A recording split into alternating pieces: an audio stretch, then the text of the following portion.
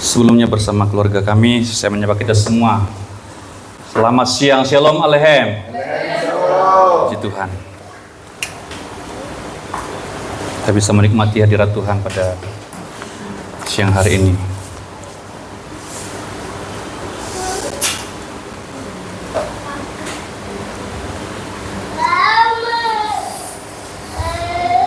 Bapak, Ibu, Saudara, dalam hidup ini kita akan bertemu banyak masalah.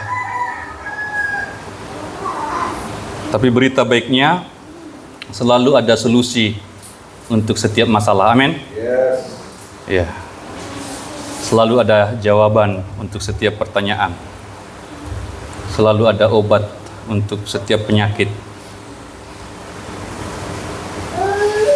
Ketika kita punya satu masalah, maka kita perlu dengan bijaksana untuk memikirkan apa yang menjadi jawaban bagi masalah saya.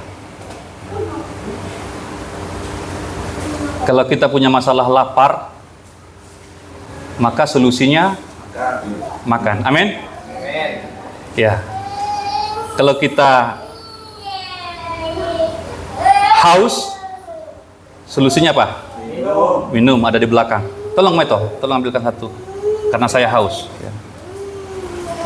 Ada minum di belakang. Disediakan. Jangan saudara, satu masalah tetapi salah solusinya.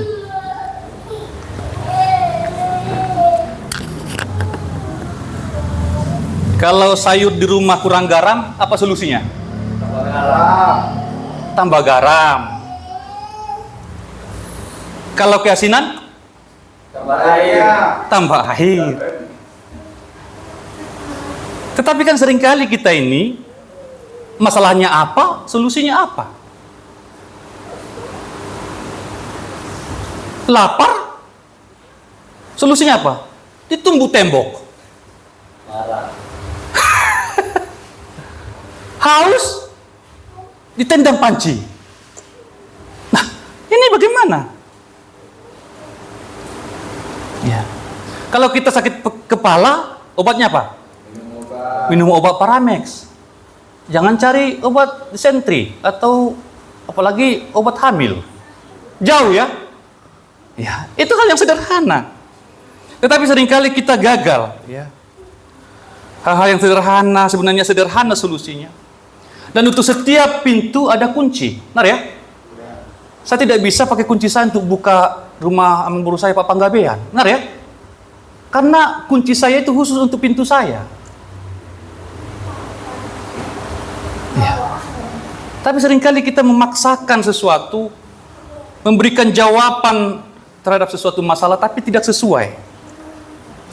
Maka kita belajar pada siang hari ini, Bapak Ibu, kita merenungkan sebuah kondisi yang terjadi kepada umat Tuhan, ya, untuk mengambil sebuah pelajaran rohani atau pembelajaran rohani bagi kita pada siang hari ini.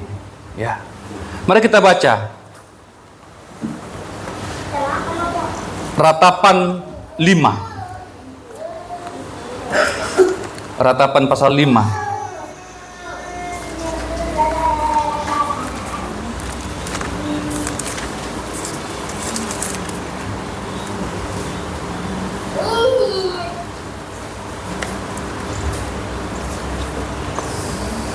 Ayat 15 sampai 22.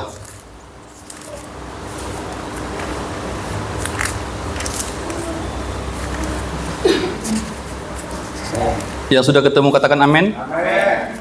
Seperti biasa kita akan baca secara responsoria. Saya bacakan ayat ke-15, Bapak Ibu Saudara bacakan ayat berikutnya. Demikian sampai ayat 22. Ratapan 5 ayat 15 mulai. Lenyaplah kegirangan hati kami, tari-tarian kami berubah menjadi perkabungan. Mahkota pelajaran dari kepala kami, wahai kami, bangsa-bangsa. Karena inilah hati kami sakit, karena inilah mata kami jadi kabur. Karena Sion yang bagus, memang hati kami bukan berdarah. Engkau ya Tuhan bertahta selama-lamanya, tahtamu tetap dari masa ke masa. Mengapa Engkau melupakan kami selama-lamanya? Meninggalkan kami demikian lama. Bawalah kami kembali kepadamu ya Tuhan, maka kami akan kembali. Baharuilah hari-hari kami seperti dahulu kala. Atau apa Engkau sudah membuang kami sama sekali? Sambutlah Engkau arah kami. Ya, ini yang akan kita renungkan pada kesempatan ini. Tolong dibantu ini ya, karena saya nggak bisa lihat ke sana. Tolong diikutin saya, karena sakit leher saya kalau bolak-balik begini ya. Konteksnya Bapak Ibu adalah bahwa ini merupakan ratapan dari seorang nabi namanya Yeremia. Ratapan itu artinya tangisan. Ratapan itu artinya adung-adung, ya. Meratap itu sebenarnya lebih daripada menangis. Meratap itu sebuah kepedihan, sebuah tangisan yang terisak-isak, yang begitu menyedihkan. Yeremia meratapi bangsanya Yehuda. Mengapa? Karena ada firman Tuhan bahwa bangsa ini akan ditawan oleh Babel. Dan Yehuda sudah peringatkan bangsa ini, tetapi mereka tidak peduli. Mereka jatuh ke dalam dosa penyembahan berhala yang sangat menjijikkan di mata Tuhan. Mereka menyembah ilah lain. Mereka menyembah yang bukan Allah. Dan diperingatkan oleh Yeremia supaya mereka kembali kepada Tuhan, tetapi mereka tidak mau. Sehingga terjadilah sesuai firman Tuhan bahwa Yerusalem, kota suci itu menjadi runtuh, jatuh di tangan penjajah yaitu Babel. Bait suci yang begitu megah yang dibangun oleh Salomo, yang mereka agung-agungkan selama ini, di mana begitu banyak materialnya itu dari emas, itu pun dijarah oleh musuh. Yerusalem dibakar, bait suci dijarah. Dan kemudian bangsa itu dibuang, ditawan ke Babel. Jadi kitab ini Bapak Ibu merupakan kitab ratapan. Karena Nabi ini telah memperingatkan bangsa Yehuda, umat Tuhan, tetapi umat ini tidak mau mendengar. Mereka memalingkan telinganya dari firman Tuhan. Mereka memalingkan telinganya dari suara Nabi itu. Dan Yeremia menangis dengan sangat. Nabi ini menangis. Maka dalam pelajaran yang kami peroleh, Yeremia ini disebut sebagai nabi peratap. Nabi yang suka menangis. Ya, karena dia begitu pilu melihat kejadian itu. Yerusalem jatuh ke tangan tentara Babel. Dan kemudian kota itu dihancurkan. Ini Bapak Ibu yang terjadi pada konteks ini. Mereka melakukan sebuah dosa yang sangat menjijikkan di mata Tuhan, yang sangat membuat Tuhan murka. Makanya di ayat 22 tadi, ya, apakah engkau murka kepada kami? Dikatakan tadi, engkau sudah membuang kami sama sekali. Mereka dibuang ke Babel. Sangat murkakah engkau terhadap kami? Dan ini memang pertanyaan yang retorik. Artinya memang mereka tahu bahwa memang Tuhan sangat murka. Karena sudah diperingatkan berulang kali, tetapi mereka tidak mau tobat. Dan kita melihat akibat dari dosa itu. Coba lanjutkan. Ini poin kita. Akibat dari dosa mereka, yaitu dosa penyembahan berhala.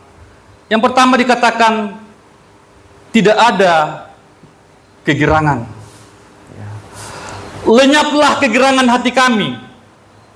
Mereka tadinya sebagai bangsa yang begitu luar biasa, begitu diberkati oleh Tuhan, dengan bait suci yang begitu megah, diagung-agungkan, dipuja-puji bangsa-bangsa lain. Mereka disebut sebagai bangsa yang diberkati. Tetapi ketika dosa itu mereka lakukan, mereka jatuh kepada dosa penyembahan berhala. Akibatnya adalah tidak ada kegirangan. Tidak ada lagi sukacita. Tidak ada lagi sorak-sorai. Tidak ada lagi tawa riang. Lenyap kegirangan hati kami. Tadinya mereka sebagai bangsa yang diberkati, sekarang mereka sebagai bangsa yang seperti terkutuk. Ada sebuah negara yang bukan negeri mereka. Tidak bisa lagi beribadah kepada Tuhan. Tidak ada lagi bait suci. Mereka tidak bisa lagi menentukan nasib mereka sendiri. Mereka menderita sekali. Lenyaplah kegerangan hati kami. Bapak Ibu, kita tidak boleh bermain-main dengan dosa. Karena akibat dosa itu luar biasa. Dosa itu selalu membawa konsekuensi bagi kehidupan kita. Seringkali orang sepele dengan dosa.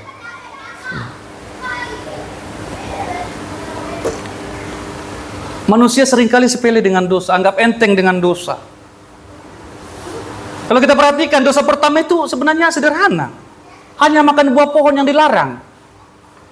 Ya, tidak ada perzinahan di sana, tidak ada sesuatu yang lain di sana, hanya tidak taat kepada firman Tuhan. Tetapi akibatnya berkepanjangan luar biasa sampai hari ini. Satu dosa. Sekali melakukan. Tetapi akibatnya, konsekuensinya, wah, luar biasa. Mari kita Bapak Ibu serius dengan dosa. Bukan serius berdosa ya, serius dengan dosa. Amin Bapak Ibu? Ya. Cuma dikit kok, cuma sekali kok. Jangan. Kalau sudah tahu itu dilarang firman Tuhan, sudah tahu itu adalah kejahatan, sudah tahu itu sesuatu yang tidak menyukakan hati Tuhan, kita menyingkir. Ya. Supaya apa? Supaya tidak lenyap kegirangan dari hati kita. Supaya kita tetap bisa bersuka cita. Amin. Orang berdosa itu, walaupun dia senyum, hatinya itu, wah, pahit. Tetapi, kalau hidup kita benar, kita hidup di hadapan Tuhan, mungkin kita sederhana, baju kita sederhana, makanan kita sederhana, rumah kita sederhana. Tetapi kalau kita benar di hadapan Tuhan, ada sukacita, ada kegirangan, ada kegembiraan, ada riang, ada gelora dari hati kita, ada pesta di hati kita. Amin.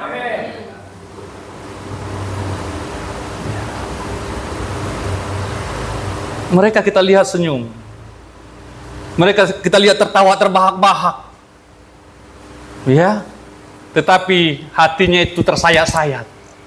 Hanya senyuman di mukanya. Tetapi hatinya itu, tidak ada kegirangan. Lenyaplah kegirangan di hati kami. Mereka itu senyum, mereka itu ketawa, tetapi semua itu hanya fata morgana.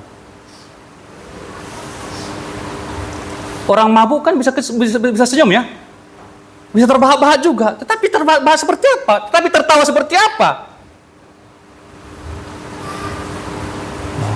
Orang melakukan perzinahan bisa terbahak-bahak juga, bisa tertawa juga. Tetapi dalam hatinya dia tahu, saya sedang selingkuh.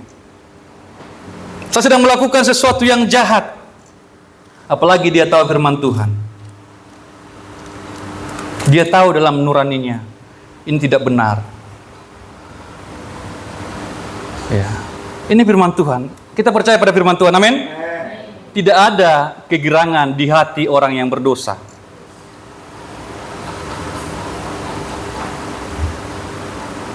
Tetapi yang ada, lanjutkan di sana tadi, silakan. Yang ada perkabungan. Yang ada perkabungan. Oh.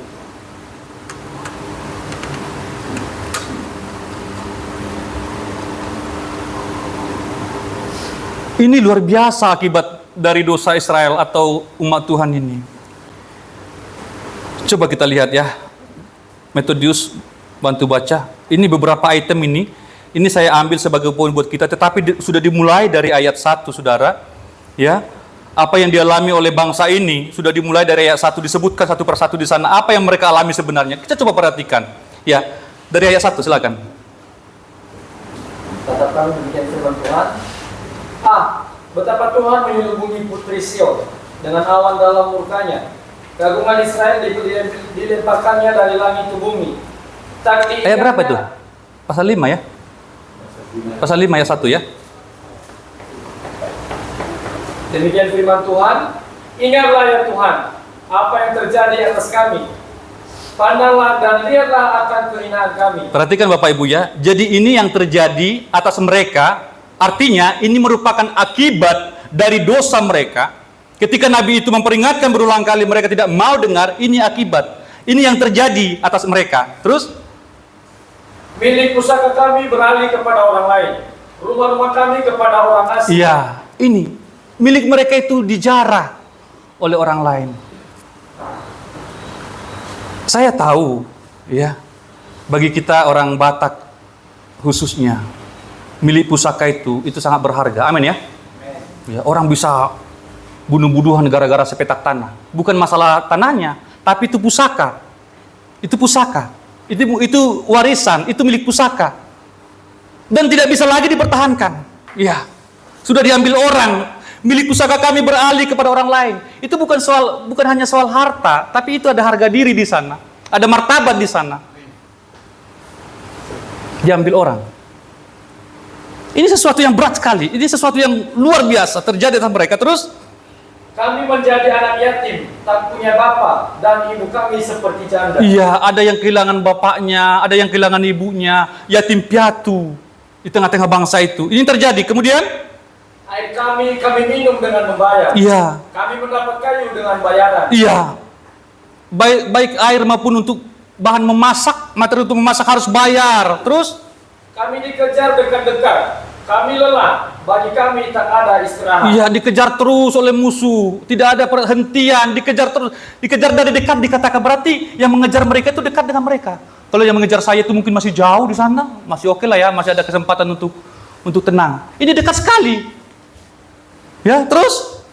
Kami mengulurkan tangan kepada Mesir. Iya. Dan kepada Asyur untuk menjadi kenyang. Menjadi peminta-minta. Ini semua akibat dosa. Menjadi peminta-minta hanya untuk makan meminta-minta. Kami mengulurkan tangan kepada Mesir, kepada bangsa yang tidak mengenal Allah, mengulurkan tangan kepada bangsa kafir untuk minta makan. Sama juga Asyur juga bangsa yang tidak mengenal Allah, hanya untuk bisa kenyang harus minta-minta. Kemudian bapak-bapak kami berbuat dosa. Iya. Mereka tak ada lagi, dan kami yang menanggung kedurjanaan mereka. Bapak-bapak berdosa, nenek moyang berdosa, akhirnya akibatnya kepada anak-anak. Anak-anak yang menanggung akibat dari perbuatan bapak-bapak mereka. Bapak mereka durjana, akibatnya ke anaknya. Terus? Pelayan-pelayan pemerintah atas kami. Iya. Yang melepaskan kami dari tangan mereka. Iya, pelayan-pelayan, hamba-hamba pemerintah. Padahal mereka adalah umat Tuhan. Ini, semua itu menimpa mereka. Terus? Dengan bahaya maut karena serangan pedang di padang gurun. Iya. Kami harus mengambil makanan kami. Iya, coba bayangkan Bapak Ibu ya, mau makan aja terancam. Ya mau mengambil makanan, dia terancam oleh pedang. Saya belum pernah seumur-umur ya, mau makan itu ada pedang, ya mau mengancam saya. Ya, kita makan enak aja, habis ini makan enak. Amin Bapak Ibu. Amin. Ya, tapi ini mereka berada dalam keadaan seperti ini, terancam oleh pedang. Bahaya maut dikatakan, serangan pedang di padang gurun. Kami harus mengambil makanan kami. Sepertinya makanan itu berada di sebuah tempat yang sangat berbahaya. Ya, makanan itu berada di tempat yang sangat berbahaya. Ini akibat dari dosa. Terus? Kulit kami membara laksana perapian. Iya. Karena nyerinya kelaparan. Oh, kelaparan. Kelaparan mereka. Kelaparan umat Tuhan ini. Teruskan lagi. Mereka memperkosa wanita-wanita di Sion dan gadis-gadis di kota-kota. Gadis-gadis mereka diperkosa. Aduh. Di depan mata mereka, gadis-gadis mereka diperkosa. Anak-anak mereka diperkosa. Itu, itu gimana itu? Waduh.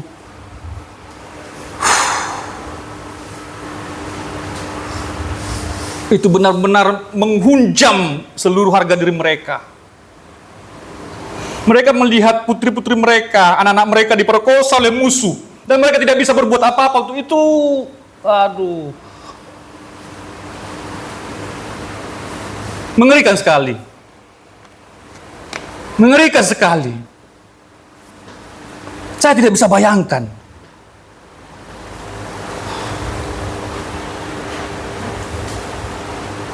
Saya tidak bisa bayangkan itu. Bagaimana mungkin itu terjadi? Tapi itu yang terjadi akibat dosa. Ada lagi? Pemimpin-pemimpin digantung oleh tangan mereka. Para tua-tua tidak dihormati. Iya, pemimpin-pemimpin mereka digantung, dipermalukan, tua-tua pun tidak dihormati. Jadi banyak sekali akibat dari dosa. Cuman beberapa hal yang saya ambil pada saat ini. Banyak sekali. Ini akibat dari dosa mereka. Dan mereka mengakui itu semua. Mereka mengakui peristiwa-peristiwa yang menimpa mereka. Itu yang menyebabkan perkabungan. Ya, nggak bisa lagi tersenyum. Berkabung terus karena semua ini menimpa mereka. Tidak ada kegerangan di hati lagi. Muka menjadi muram. Ya. Jadi hati-hati Bapak Ibu. Muka muram ya. Amin ya. Coba satu kita lihat ya. Saya teringat itu kemarin juga disetir sama Pak Tagaul ya. Kejadian pasal 5 kalau nggak salah ya. Coba. Ini kepada Kain ini.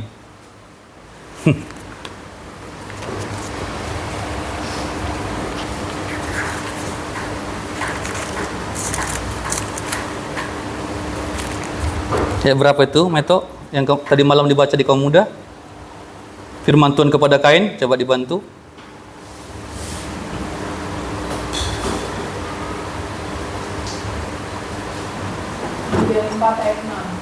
Iya, coba bantu.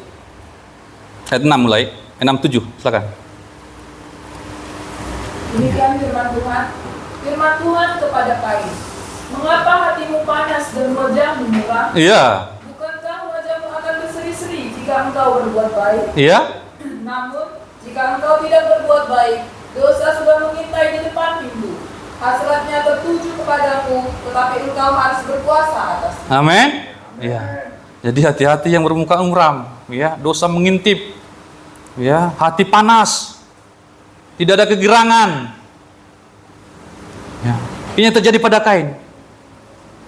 Dan memang sebentar lagi dia akan membunuh adiknya. Mengapa? Karena iri hati, karena cemburu. Ya, membawa adiknya ke ladang dan membunuh di sana.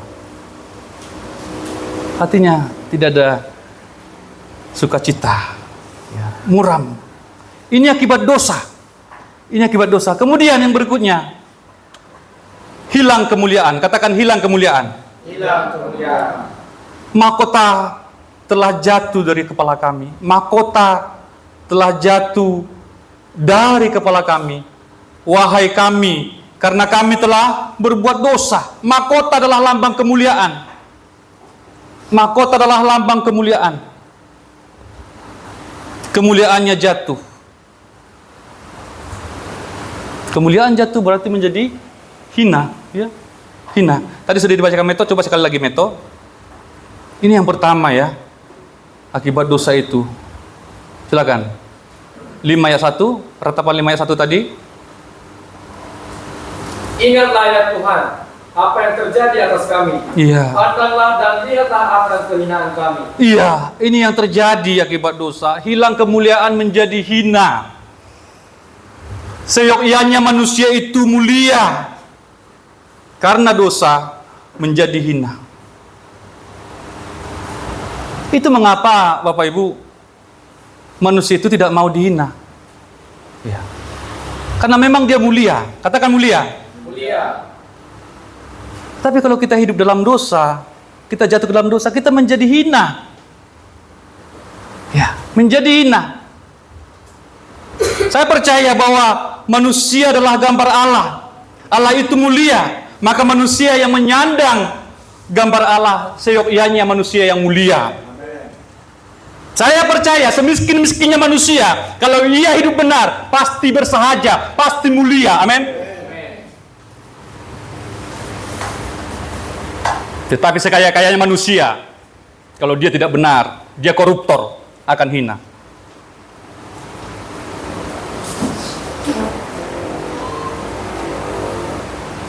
Hina.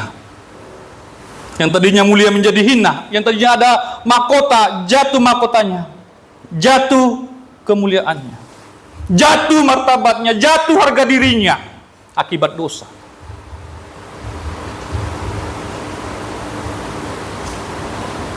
Sehitam-hitamnya manusia, kalau hatinya benar, hidupnya benar, pasti hitam manis. Amin.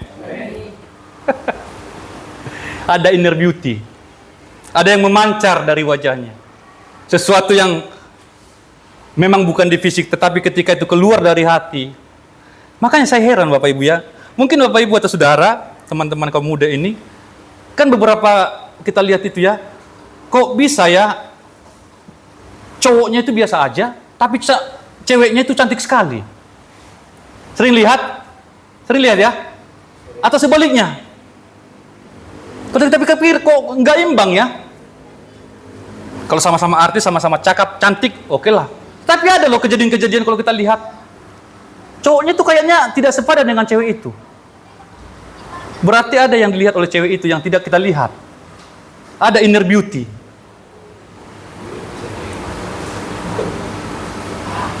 Ya.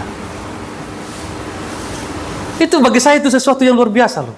Ya, ketika saya lihat gandengan antara laki-laki perempuan, laki-lakinya ganteng sekali, perempuannya biasa aja, atau sebaliknya perempuannya cantik sekali seperti artis Korea, kemudian laki-lakinya seperti Park Syahrukh. Tahu Park Syahrukh? Ya, kampung kami ada namanya Syahrukh, ya teringat tiba-tiba. Iya, bisa terjadi seperti itu. Ya. Dan saya yakin itu semua ketika hidup itu benar, maka akan mulia. Ya. Wajah kita memancarkan kemuliaan Allah. Amin.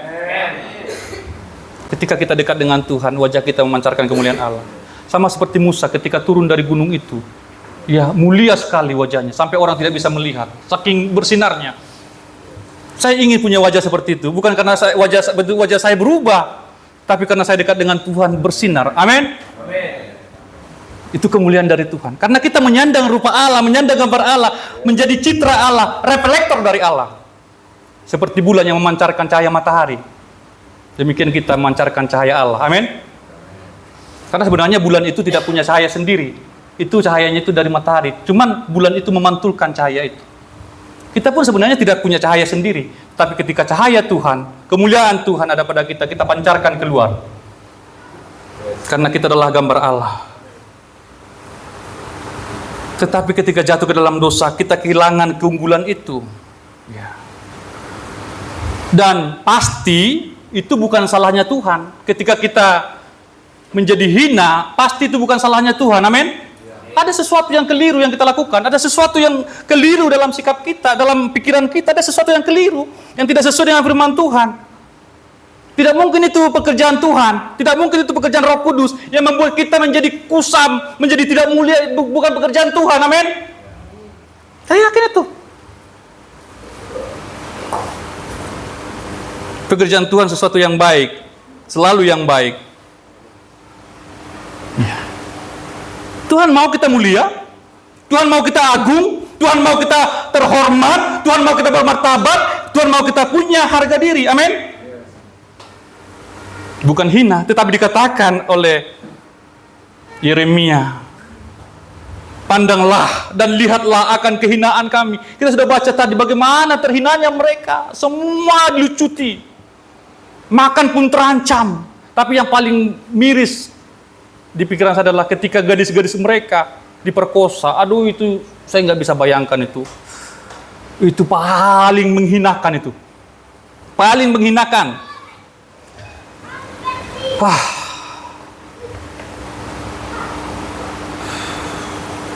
Sampai sejauh itu Bapak Ibu. Menjadi hina. Dan dalam Roma itu juga diulang oleh Rasul Paulus. Kehilangan kemuliaan Allah. Coba Meto bacakan Roma 3:23. Demikian firman Tuhan. Karena semua orang telah berbuat dosa dan telah kehilangan kemuliaan Allah. Iya. Berbuat dosa dan kehilangan kemuliaan Allah. Mari Bapak Ibu, kita lihat hati kita. Ya. Apa yang Tuhan tegur. Ya. Beda-beda. Ya. Tetapi masing-masing kita menghadap kepada Tuhan. Apa yang membuat kita menjadi hina? Orang Batak bilang, mago sahalana. Dangmar sahala be, mago sahalan. Hilang kemuliaan itu. Mago sangapna. Hilang kemuliaan. Lagu kita kan itu yang kita cari kan. Hamoraun hagabeun hasangapon. Ido diluluna deba. Dina deba asar matar barita gowarna tahe. Ya kan? Hasangapon kan? Kemuliaan. Ya, kemuliaan. Katakan saya memulia. Saya memulia. Saya memulia.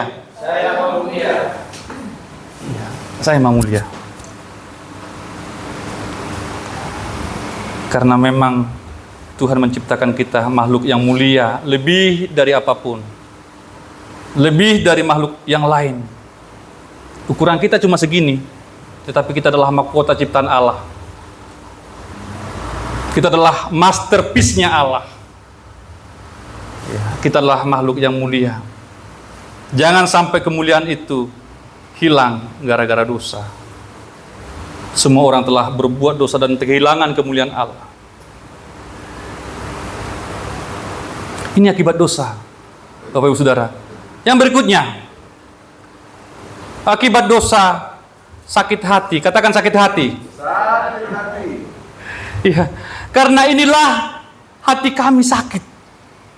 Hatinya sakit.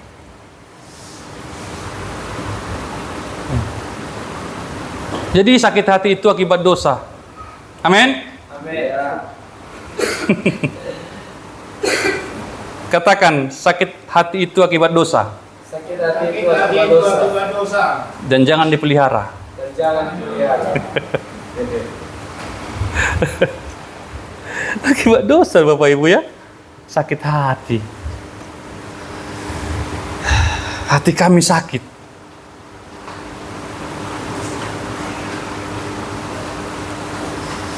Ya, bayangkan tidak ada lagi gerangan, menjadi perkabungan seperti di kuburan, hilang kemuliaan Allah, sakit hati lagi.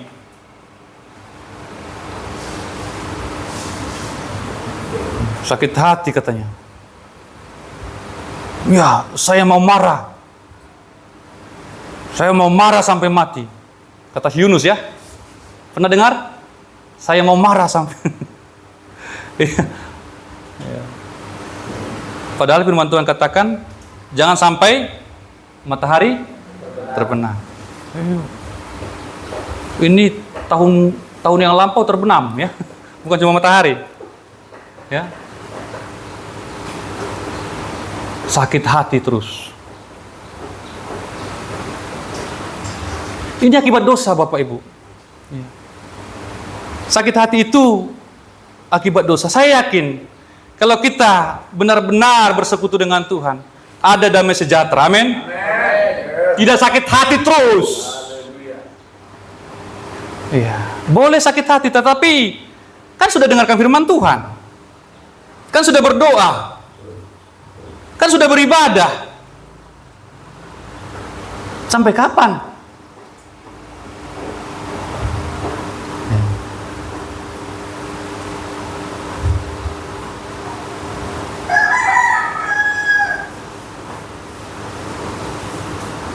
Hati kami sakit.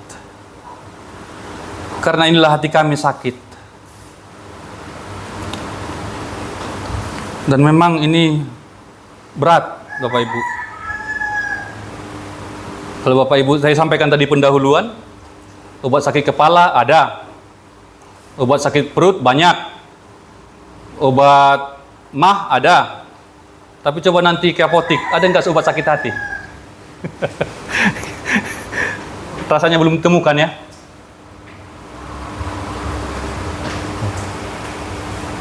Sakit hati itu tidak ada gunanya, Bapak Ibu. Kan sakit hati kita.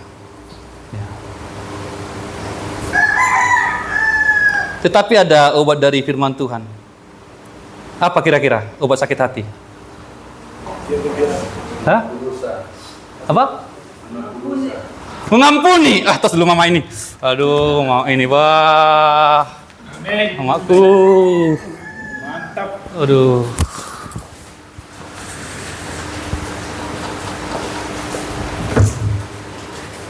Mengampu. Kalau Pak Utagaul sakit hati sama saya, berarti kan di mata beliau saya salah kan? Berarti apa yang harus beliau lakukan? Mengampuni, selesai berarti. Saya ampuni kau Bapak Queen dalam nama Yesus. Saya ampuni kau Desi dalam nama Yesus. Kamu udah buat saya sakit hati, waduh sakit sekali. Tapi saya ampuni kamu. Maka saya bebas, amin. Bebas tersenyum kembali, amin. Bapak telah salah kepada saya, tapi saya ampuni. Bebas kita.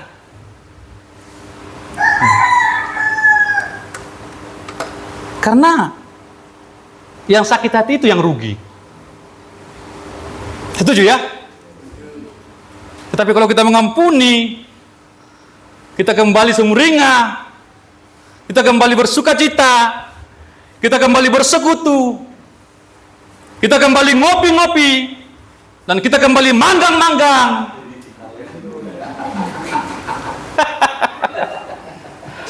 Semua terjadi lagi persekutuan itu. Ya kan? Yang berapa kilo? Ya kan? Gaskaun. Tetapi kalau sakit hati, panggang pun jadi pahit. Amin ya? Harusnya makanan paling enak di dunia. Saya sudah doktrin ya si itu ya. Anak saya Queen.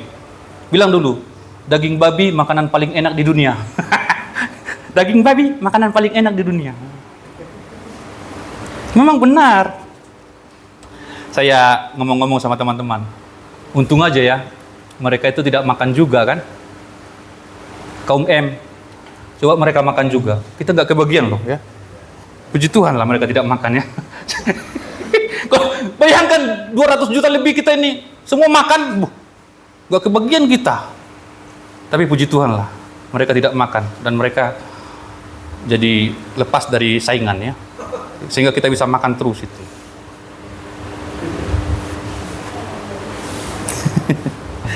Iya. Jangan dipelihara hal-hal yang buruk ya. Sakit hati. Coba andaikan ini Bapak Ibu ya, Saudara, gak mesti diminta. Coba kita pikirkan ya. Yesus ketika ada di salib, ya, apa yang dia katakan? Bapa, ampunilah mereka, sebab mereka tidak tahu apa yang mereka perbuat. Jadi bukan Pilatus yang minta ampun, bukan serdadu-serdadu itu, bukan orang-orang yang di sekitar situ yang minta ampun. Yesus, ampunilah kami. Bukan. Tetapi Yesus sendiri yang memberikan pengampunan. Amin. Ngapain mengampuni? Ngapain saya memaafkan dia? Kan belum minta maaf dia. Iya kan, sering gitu kan? Ya kita tunggu sampai Tuhan datang, gak terjadi. Karena kan mereka tidak tahu apa yang mereka lakukan. Saya tidak tahu. Saya tidak pernah merasa melakukan sesuatu yang jahat kepada jemaat ini. Tapi kalau ada orang yang sakit hati kepada saya tidak tahu itu. Saya tidak pernah merugikan Pak Utagaul, saya tidak pernah merugikan Desi. Saya tidak pernah merugikan siapapun di sini. Kalau saudara sakit hati kepada saya tidak tahu itu. Makanya saudara katakan, ampunilah saksi Hombing, sebab saksi Hombing tidak tahu apa yang dia perbuat.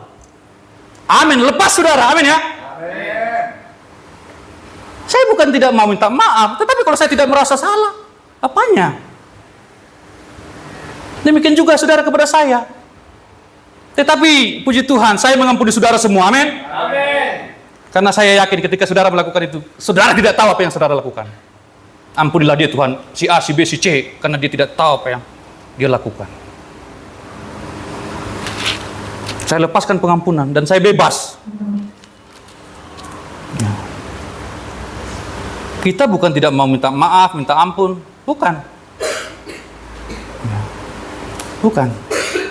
Tetapi kan harus jelas kita mengerti apa. Kecuali saya lakukan sesuatu, ya, saya minjam uang mungkin tidak balikin, minjam barang tidak balikin, ya, apalagi yang jelas-jelas gitu loh. Oh, maaf Pak ya, saya lalai tidak kembalikan uang Bapak, ya. Atau kalau ada seperti itu yang saya lupa, mungkin dengarkan saya nanti ya. Tetapi seingat saya tidak ada Bapak Ibu.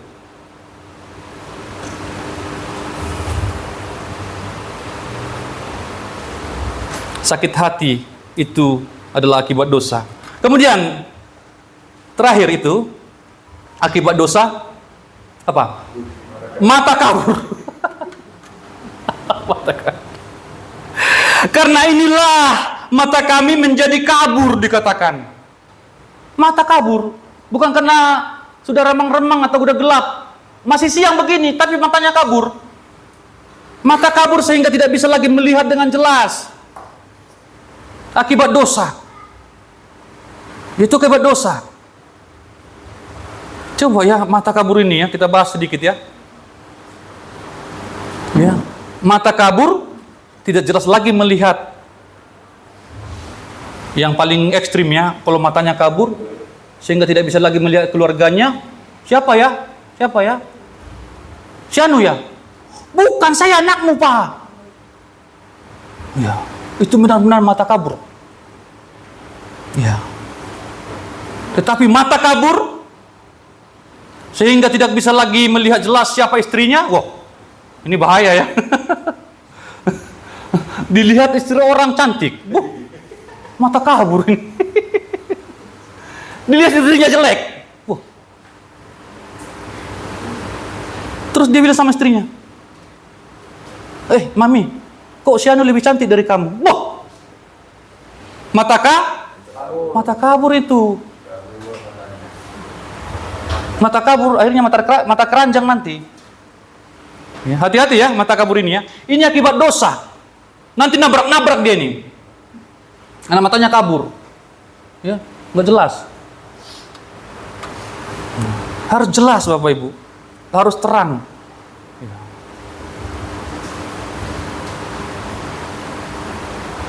Mata kabur sehingga tidak bisa lagi menempatkan diri di dalam sebuah persekutuan. Mata kabur tidak bisa lagi melihat pimpinan siapa, tidak bisa lagi melihat yang dituakan siapa. Bahaya. Mata kabur, apalagi mata hati kabur. Wah. Tidak bisa lagi melihat kebenaran. Ini bahaya. Ketika mata hati kita kabur, tidak bisa lagi melihat dengan jelas mana kebenaran, mana yang suci, mana yang mulia. Itu akibat dosa. Mata kabur, akibatnya kita tidak bisa lagi melihat ke depan. Ini akibat dosa. Tapi kalau mata kita celik, kita melihat semua dengan jelas. Ini si Anu, ini si Anu, ini si Anu. Ini salah, ini kurang benar, ini jahat. Kita bisa membedakan. Amin? Amin. Harus jelas.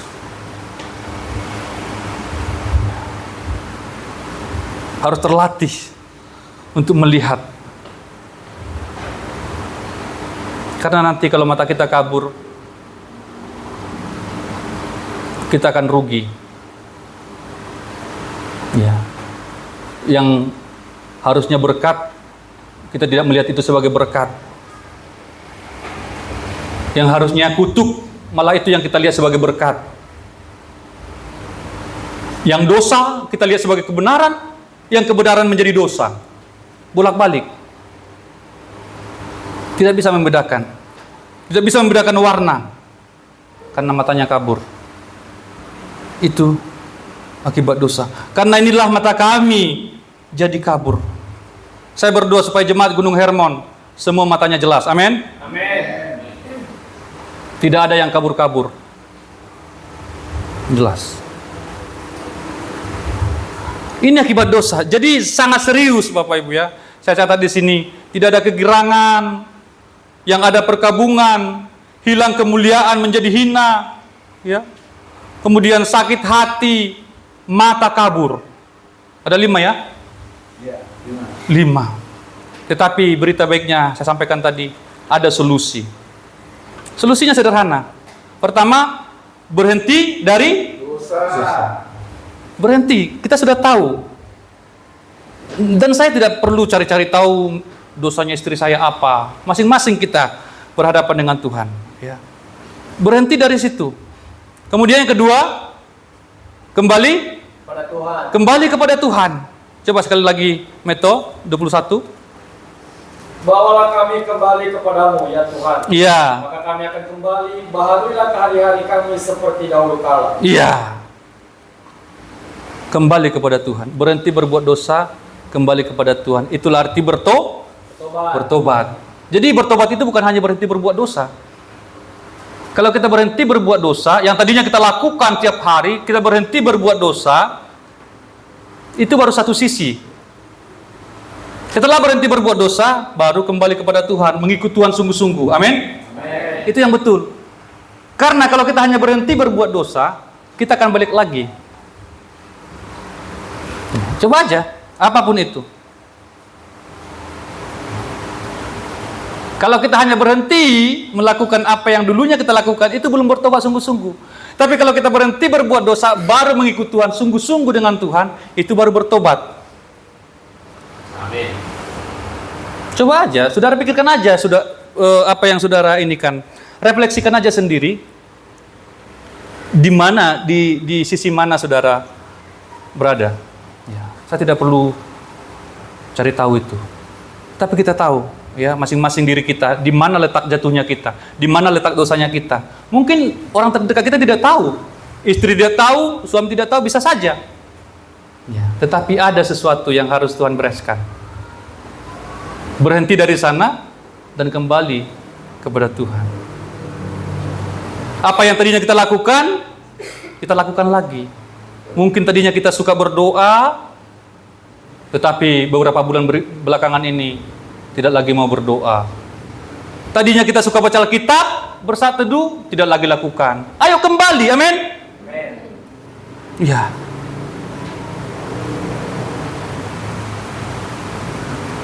Malah terakhir, doa makan pun tidak lagi. Betul. Langsung berduti aja kayak gitu ya. Udah lupa doa makan pun. Tadi udah bagus, udah lurus dia. Entah terjadi sesuatu belok dia. Nah, dari sini kembali lagi, amin? Amin. Kalau kita ada rel kereta api itu ya, rel kereta api, contohnya nih ya. Itu kan harus tetap di rel ya. Baru bisa jalan dia. Kalau dia belok, kembali lagi ke rel supaya bisa jalan lagi. Amin ya? Ya, ini sangat sederhana. Kereta api itu tidak bisa berjalan di lapangan seperti ini. Ada relnya. Demikian juga kehidupan kita. Ada relnya Tuhan berikan. Kita harus berjalan di situ. Di jalan kebenaran itu. Ya, di jalan berkat itu. Jangan menyimpang. Kalau menyimpang kembali lagi. Makanya berhenti berbuat dosa dan kembali kepada Tuhan itu artinya bertobat. Ya kan? Apa? Kenapa? Berhenti berbuat dosa, kembali kepada Tuhan. Itu artinya Bertobat. Kemudian ketiga, meminta Pengampunan dari Tuhan. pengampunan dari Tuhan. Minta pengampunan. Ini merupakan pengakuan mereka Bapak Ibu ya. Yang tadi kita sudah bacakan, kami sudah begini, kami sudah hina Tuhan. Itu pengakuan, kita akui, saya sudah begini Tuhan. Saya sudah jauh dari Engkau Tuhan. Saya tidak baca Alkitab lagi Tuhan. Saya sudah lama tidak berdoa, sudah lama tidak bersekutu dengan keluarga saya Tuhan. Akuin semua itu. Dan Tuhan akan memberi pengampunan kepada kita. Sebenarnya Tuhan itu selalu memberikan jalan yang mudah. Jalan yang cepat. Tidak perlu lama-lama. Tadi sudah disampaikan mama saya, berikan pengampunan. Ya. Kalau engkau sakit hati, berikan pengampunan. Maka beres. Saat ini juga beres, amin. Sakit hati berminggu-minggu, berbulan-bulan, berikan pengampunan detik ini juga beres. Kita kembali ngopi. Ada apa tahan-tahan di situ sakit hati itu? Ya? Ada apa tahan-tahan amarah buat apa? Ya. Kita tetap berada dalam jalurnya Tuhan. Kita baca terakhir. Silakan. Ya.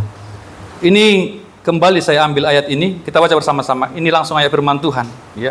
Sebagai doa kita pada siang hari ini. Ya. Kalau kita sungguh-sungguh relate atau kena dengan firman ini, ya kita baca bersama-sama sebagai doa kita, ya. Mari kita baca bersama-sama. 1, 2, 3. Bawalah kami kembali kepadamu ya Tuhan, maka kami akan kembali. Baharuilah hari-hari kami seperti dahulu kala. Baharuilah hari-hari Gunung Hermon seperti dahulu kala. Amin. Baharuilah keluarga kami seperti dahulu kala. Ini doa pembaharuan. Ya, supaya Tuhan kembalikan kita seperti sedia kala. Ini firman Tuhan bagi kita pada siang hari ini. Saya serahkan pelayan selanjutnya. Silakan Bapak Gembala.